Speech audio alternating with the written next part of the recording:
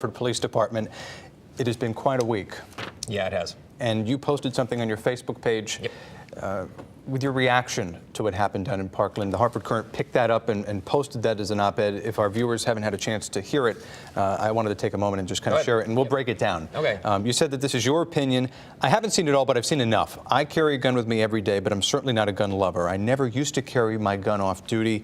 I hated it. Is that true? Yeah, as a young cop, I never carried my gun off duty. I never thought a reason to have it. And then, you know, boy, national events from Columbine on forward to movie theaters to mall shootings to everything. You know what? I started carrying my gun off duty. Be it if my daughter's with me, you bet I'm carrying my gun with me.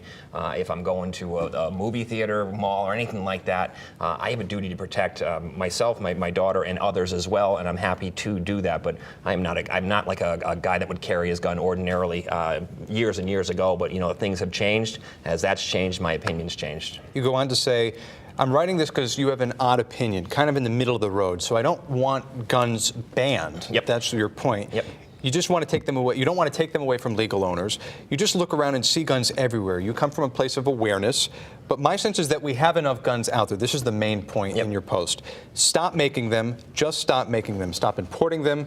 We have millions of guns here. Well, luckily, no one's really passionate about this topic, and so when I posted it on Facebook, you know, no one really had any firm opinions in either direction. I'm being sarcastic, as it's been absolutely brutal, as no one wants to take a middle-of-the-road stance or a nuanced stance and try to just, you know, say something that you know, try to understand what the other side is thinking.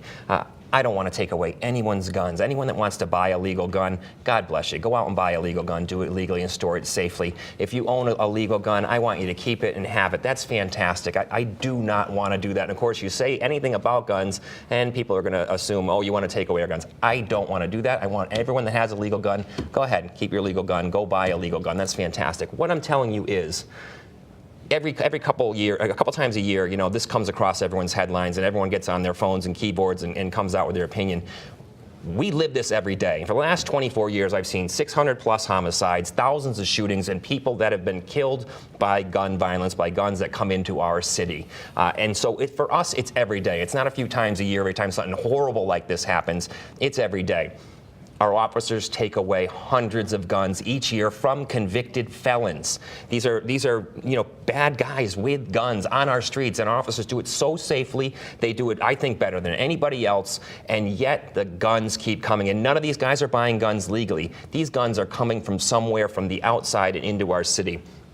People talk about, you know, if you can't stop making guns because they tried to stop making alcohol in the 20s and that didn't work, and you can't make drugs and that didn't work. Well, you know what? The difference between a gun and alcohol and drugs is they are consumed, all right, or they expire. A gun, once somebody buys it, your uncle bought a gun in 1960, it's still sitting in his drawer somewhere waiting to end up on our streets in the city of Hartford. There are millions and millions of guns out there that are in people's houses and homes that don't get used, and there are millions and millions of guns out there in storage, in stores that have not been bought or sold as of yet. So there's so many guns out there. How many do we need? How many guns do we need out there?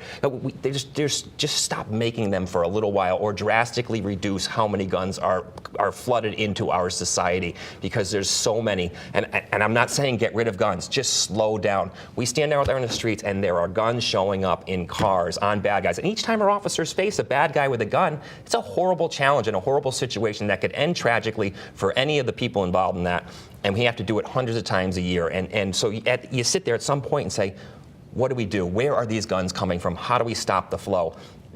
Stop making them. Just stop making them for a little while. Give it 20 years, and then the 20 years revisit it. We're not going to run out of guns anytime soon, Ben. No one's running out of guns. There's millions and millions of guns out there. Fantastic. Sell them legally, but just stem the production of them. Because you know what? Thousands of guns are going to get made tomorrow, the next day, and the next day, and those guns sit in people's drawers. They sit in closets, attics, basements, and at some point, what do you do with them? Where do they go? They don't go bad. They end up back on our streets. They end up back in society. They end up in the wrong hands inevitably. And I value your opinion so much because you're not a lobbyist, you're not a politician, you're a first responder. And when you stress the importance of these gun buyback events, turning them into a police station. That's why it's so important, because you could just sell it and that gun will go into the hands of somebody else. But when you turn it into the police station, it's a different story. Another issue regarding the shooting in Parkland is something a little bit different and new. The aspect of social media. We see Nicholas Cruz posting on social media, commenting on YouTube, putting out YouTube videos. The FBI and law enforcement knew about this. In Hartford, do you monitor social media? And if you do, when is enough enough? We're seeing someone post too many pictures with guns. What's the line?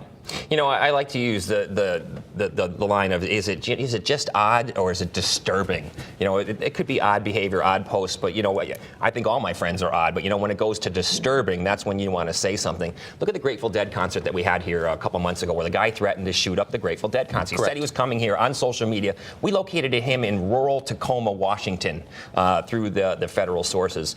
So that tip did come in, and we want tips to come in, and that one may have gotten fumbled. I see every single tip that comes in through us, the police department, and I always think when I read the tip, what's the worst thing that could happen if we don't vet this out? And you can bet that was worst case scenario for them. But I'm telling you, the FBI in Hartford works very close with us. We work close with them. We're assigned to them. These things don't happen here in Hartford. We want people to feel like they can come forward and that their tips will be taken seriously, because they are, they have been, and they'll continue to be. If you can say something to a police officer, great.